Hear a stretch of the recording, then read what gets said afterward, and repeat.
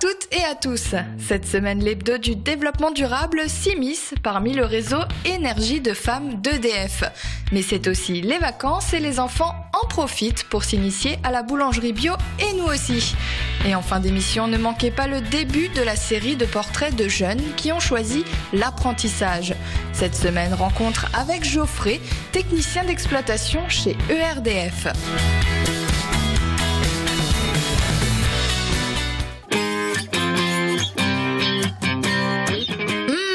Bon pain couvert de pâte à tartiner maison appétissant, tout ça, non? Ce n'est pas les 8 enfants et leurs parents qui ont participé à l'atelier Petit Pain Brioche Maison et compagnie qui diront le contraire.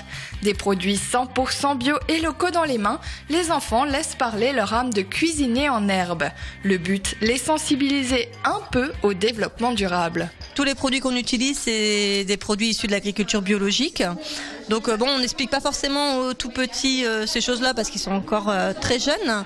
Mais en tout cas, c'est des produits qui vont avoir des goûts peut-être plus prononcés et qui sont du coup à goûter dans la découverte du goût, qui sont très intéressants. Et puis bien sûr, pour les parents, au niveau de la santé et de l'environnement, ça les touche aussi beaucoup. Il y a beaucoup de personnes qui ont envie de retrouver des choses un peu plus proches de la nature et qui aiment refaire à la maison ce genre de choses qui est un produit courant. Et du coup, voilà, ça, ils aiment faire leur pâte à tartiner avec ce qu'ils veulent mettre à l'intérieur au choix. Le laboratoire de pâte à tartiner a particulièrement séduit les petits et même les grands. Pas de recette, juste son imagination et son goût. À la pâte à tartiner, j'ai mis du chocolat, du sucre, du miel, de l'huile, des noisettes. L'après-midi s'est terminé avec la dégustation, un moment convivial et gourmand bien mérité. D'ailleurs, on en a aussi bien profité.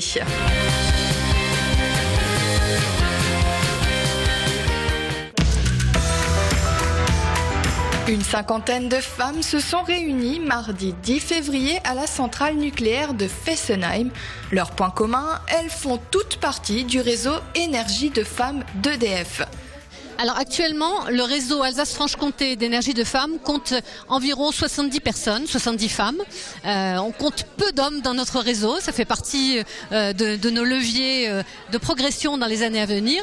Ce sont des femmes qui sont toutes très actives au sein du réseau, qui ont des échanges entre elles, quelle que soit leur direction, que ce soit le nucléaire, l'hydraulique ou la direction commerce. Le réseau national des femmes du groupe EDF a été créé en 2004 avec pour objectif de promouvoir la diversité, booster l'égalité au travail et aider les femmes à être actrices de leur vie professionnelle. Qu'elles soient dans la direction ou techniciennes, il est important pour toutes ces femmes de pouvoir échanger et se rencontrer. C'est important parce que le groupe EDF est un groupe à dominante technique, tout le monde le sait, donc il y a des métiers techniques qui sont aujourd'hui plutôt occupés par des hommes, comme dans la filière scientifique, dans les écoles d'ingénieurs.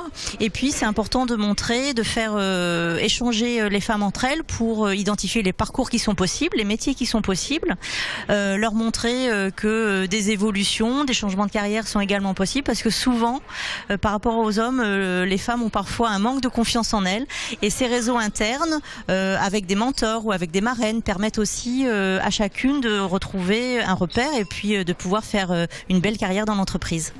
Le développement personnel était le thème de la journée à la centrale nucléaire. Des ateliers et conférences pour permettre aux femmes de cibler leur personnalité et s'épanouir dans leur travail. Le social, c'est aussi une branche du développement durable. En tant que femme, alors je peux pas dire que en tant que femme je rencontre des difficultés au quotidien, mais peut-être que parfois il y a des phrases, des discours qui peuvent me choquer, ou des attitudes, ou des choses qui montrent qu'il y a un manque d'ouverture. Mais je peux dire aussi que ce qui peut me choquer aussi, c'est parfois l'attitude des femmes qui se contentent beaucoup trop d'un rôle subalterne. Et ça me choque. Le réseau national Énergie de femmes compte plus de 1800 membres, des femmes, mais aussi quelques hommes.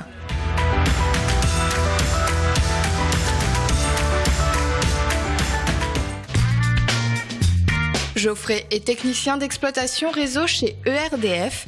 Son parcours, un BTS électrotechnique en apprentissage. Cette formation mêlant vie scolaire et professionnelle lui est tombée dessus, mais aujourd'hui, il ne regrette pas de l'avoir choisi.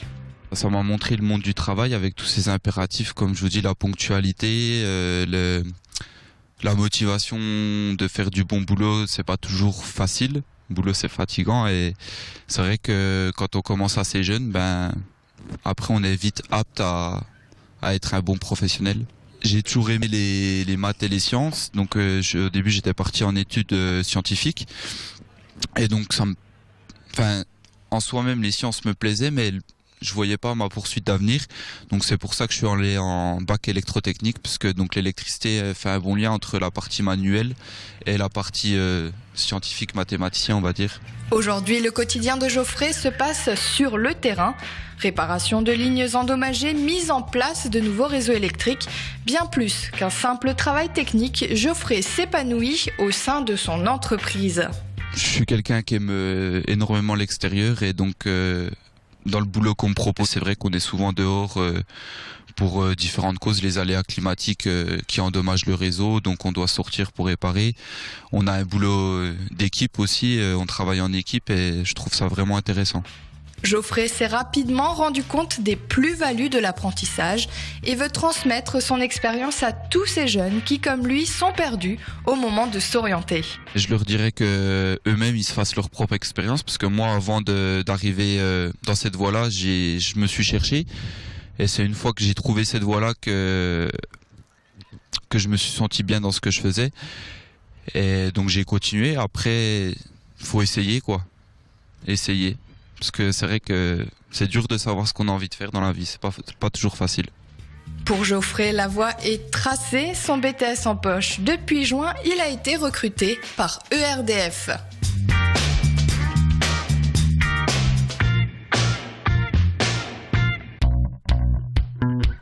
Direction votre agenda DD de la semaine. La taille des arbres fruitiers leur assure longévité et vous promet de belles récoltes. Venez vous initier lors d'une session théorique en soirée le vendredi 6 mars et de travaux pratiques le samedi 7 mars dans le jardin du Cygne de Bussière de Strasbourg. Vous pourrez ensuite appliquer ces techniques dans votre propre jardin. Petit conseil, pensez à réserver. La gravière de Neuilly-Hosel est arrivée en fin d'exploitation à la fin du siècle dernier. Renaturée et gérée par le Conservatoire des sites alsaciens, elle est un exemple d'une coopération réussie entre la commune, les associations de pêche, de la chasse et de l'environnement dont bénéficient la faune et la flore. Rendez-vous dimanche 8 mars à 14h sur le parking de la salle des fêtes de Neuilly-Hosel pour découvrir cette nouvelle gravière. Il vous faudra compter 5 € par personne.